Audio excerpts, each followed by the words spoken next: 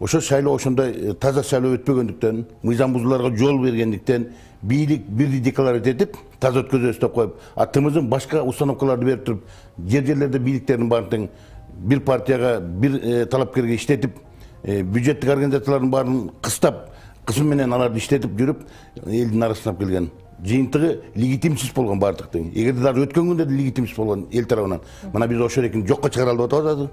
Мына биздин президент, эл тарабынан шайланган президент элдин талабын алда сезип турат, билип атат. Ошондон элдин талабын аткарам деп установка берди барыбызга. Биз азыр ошол экинин үстүнө иштеп атабыз.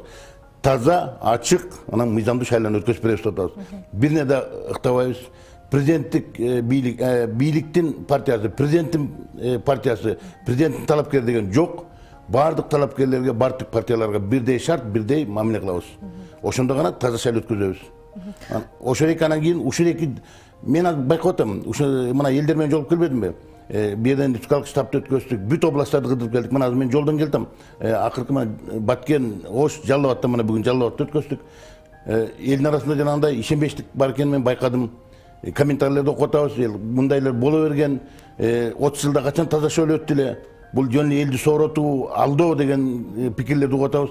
Бул эмне жөнүндө айтып атат? Бул эл шайлоого ишеним таптакыр жоктугун көрсөтүп атат. Шайлоого эмес, бийликке ишеним жоголуп кеткен да, ошондуктан ушуну кайталанып кеткен, өнөкөткө айланып кеткен. Биз ушунун өзгөртөлү деп атабыз. Таза шайлоо жолу менен элдин ишенимин кайтаралы деп атабыз. Андан кийин чоң реформалар бар, тармактар. Аны эми башкача келгенде айтайын.